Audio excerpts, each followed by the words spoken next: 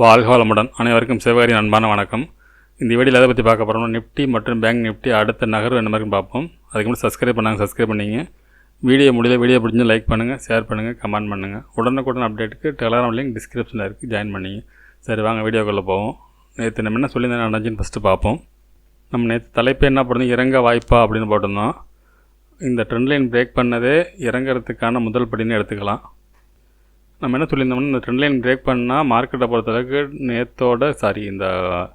20,862 அப்படிங்கிறது ஒரு strong support அந்தமாதிரி சொல்லியிருந்தோம். அது நியராக இருந்து மார்க்கெட் திருப்பி அப் சைட் மார்க்கெட் திரும்பினுச்சு. திரும்பினாலும் மார்க்கெட்டை பொறுத்தளவுக்கு இந்த ட்ரெண்ட் லைன் பிரேக் பண்ணதே வீக்கு தான். மார்க்கெட்டை பொறுத்தளவுக்கு அடுத்து இறங்கிறதுக்கான வாய்ப்பு தான் அதிகமாக தெரியுது. அப்படி ஒரு வேளை இந்த ட்ரெண்ட் லைன் பிரேக் பண்ணாமல் வந்து சைடு வேஸாக இருக்குன்னு சொல்லியிருந்தோம். இந்த ட்ரெண்ட் லைன் பிரேக் பண்ணால் மேல் நிற்குன்னு சொல்லியிருந்தோம். ஆனால் காலையில் இந்த இடத்துல பிரேக் ஆகும்னு எதிர்பார்த்தோம். ஆனால் இது நடக்கலை. அதுக்கப்புறம் பார்த்திங்கன்னா ஒரு ஃபால், அதுக்கப்புறம் ஒரு சின்ன சைடு வேஸ், மறுபடியும் ஒரு ஃபால். சரி ஓகே, நாளைக்கு என்ன மாதிரி நடக்க வாய்ப்புன்னு பார்ப்போம். அதுக்கு முன்னாடி பேங்க் நிஃப்டியை பார்த்துட்டு வந்துடுவோம். பேங்க் நிஃப்டி தான் சொல்லியிருந்தோம், இந்த ட்ரெண்ட் லைன் பிரேக் பண்ணால் ஃபால் ஆக வாய்ப்பாக இருக்கும். இல்லைனா இந்த ட்ரையாங்கல் பேட்டர்ன் மாதிரி இந்த டேயோட ஹையும் இந்த ட்ரெண்ட் லைன் உள்ள பார்த்திங்கன்னா ஒரு ட்ரையாங்கல் இருக்கும். இது பிரேக் பண்ணால் மேல் நோக்கி போக வாய்ப்புங்கிற மாதிரி சொல்லியிருந்தோம். ஒருவேளை மார்க்கெட் காலையில் ஓப்பன் பண்ணி இந்த இதில் இறங்கி இருந்துச்சுன்னா மார்க்கெட்டை பொறுத்தளவுக்கு 46,900 மார்க்கெட் திரும்புறதுக்கு வாய்ப்பு இருந்திருக்கும். ஆனால் மார்க்கெட்டை பொறுத்தளவுக்கு சடனாக நடக்காமல் கிராஜுவலாக ஃபால் ஆனதுனால நாளைக்கு கொஞ்சம் இந்த இடம், அதாவது 46,900 தான் ஒரு ஸ்ட்ராங் சப்போர்ட்டாக எடுத்துக்க முடியும். சரி ஓகே, அது நம்ம பேங்க் நிஃப்டி வீடியோவில் பார்ப்போம். நிஃப்டிலேருந்து ஃபஸ்ட்டு பார்ப்போம். இப்போ நிஃப்டி வச்சுருக்கேன், எல்லாத்தையும் ரிமூவ் பண்ணிடுறேன். இப்போ டே கேண்டில் வச்சுருக்கேன். இப்போ நான் முன்னாடி சொல்லியிருந்தேன் வரிசையாக வரும் ஹேங்கிங் மேனாக போட்டு ஸ்பின்னிங் டாப், இந்த ஸ்பின்னிங் டாப் லோ பிரேக் பண்ணால் மார்க்கெட் இறங்குறதுக்கு வாய்ப்புங்கிற மாதிரி தான் சொல்லியிருந்தேன். நான் மேலே பிரேக் பண்ண மேலே போக வாய்ப்பு, கீழே பிரேக் பண்ண இறங்குறது வாய்ப்புங்கிற மாதிரி தான் இந்த ஸ்பின்னிங் டாப்போட செட்டப். இப்போ நாளைய பொறுத்தளவுக்கு பார்த்தோம்னா அந்த 20,850 அப்படிங்கிறது ஒரு ஸ்ட்ராங் சப்போர்ட்டாக இருக்கும். இந்த இடத்து பிரேக் பண்ணுற பட்சத்தில் வருங்காலத்தில் மார்க்கெட் வந்து இறங்குறதுக்கான வாய்ப்பு ரொம்ப அதிகமாக தெரியுது. இது பிரேக் பண்ணுனா ஒருவேளை நாளைக்கு வந்து அந்த 20,800 ஒரு ஃபுல் பேக் எடுத்து மார்க்கெட் மறுபடியும் ஒரு அப்சைட் மார்க்கெட் முடித்தாங்கன்னா மார்க்கெட்டை பார்த்து கண்டினியூ பண்ணும். அதாவது மார்க்கெட் அப்சைட் கண்டினியூஷன் எடுத்துக்கலாம். ஒருவேளை இந்த 850 பிரேக் பண்ணால் மட்டும்தான் மார்க்கெட் ஃபால்னு எடுத்துக்க முடியும். ஆனால் ஃபால் ஆகிறதுக்கான வாய்ப்பு தான் தெரியுது. ஓகே, 15 மினிட்ஸில் என்ன மாதிரி மூமெண்ட்ஸ்னு பார்ப்போம். ஓகே ஃப்ரெண்ட்ஸ், இப்போ டேயோட ஹைன்னு பார்த்தீங்கன்னா 21,037 அப்படிங்கிற ஹை. லோன் பார்த்தீங்கன்னா 20,863. மார்க்கெட்டை பொறுத்தளவுக்கு நாளைக்கு வந்து இந்த ஓப்பனை பொறுத்து இருக்குது. நாளைக்கு ஒரு வேளை கேப் அப் இருந்து நம்ம ஒரு லெவல்ஸ் போட்டிருக்கோம் மேலே 20,953ங்கிறது. இதுக்கு மேலே ஓப்பன் ஆனால் மார்க்கெட்டை பொறுத்தளவுக்கு திருப்பி நீங்கள் டே ஹைக்கு போகிறது வாய்ப்பு இருக்கும். இந்த ஹையை பிரேக் பண்ண, அதாவது 20,953 பிரேக் பண்ண பட்சத்தில் மார்க்கெட் வந்து டவுன் சைடுன்னு சொல்லலாம். ஒருவேளை நாளைக்கு ஓப்பன் வந்து ஃப்ளாட்டாக இருந்துச்சுன்னா மார்க்கெட்டை பொறுத்தளவுக்கு இறங்குறது தான் வாய்ப்பாக தெரியுது. ஃப்ளாட்டாக இருந்தால் ஒரு வேளை இப்படி போயிட்டு இந்த டே லோவோட அந்த 20,850 அதை பிரேக் பண்ணால் மார்க்கெட் வந்து திருப்பி இறங்குறது வாய்ப்பாக தெரியுது. இந்த இடத்து பிரேக் பண்ணால் மட்டும்தான். அப்படி இல்லாத பட்சத்தில் மார்க்கெட் வந்து மேலே நோக்கி போக வாய்ப்பாக இருக்கும். அப்படி இல்லை, மார்க்கெட்டை பொறுத்தளவுக்கு இதுக்கு மேலே ஓப்பன் ஆனால் ஒரு சைடு வேஸ் இருக்க வாய்ப்பு இருக்கும். இந்த மாதிரி இருக்க வாய்ப்பு இருக்கும். எப்போ வந்து அந்த 20,137 பிரேக் பண்ணுதோ, இன்னையோட ஹையை பிரேக் பண்ணால் மட்டும்தான் மார்க்கெட் மேல் நோக்கி போக வாய்ப்பு. அப்படி இல்லாத பட்சத்தில் ஒன்றும் சைடு வேஸாக இருக்கும். இல்லைன்னா டேயோட லோவை பிரேக் பண்ணால் ஒரு ஃபால் இருக்கும். அது வந்து 20,700 வரைக்கும் வரதுக்கு வாய்ப்பு இருக்கும். ஓகே ஃப்ரெண்ட்ஸ், பேங்க் நிஃப்டி எப்படின்னு பார்ப்போம்.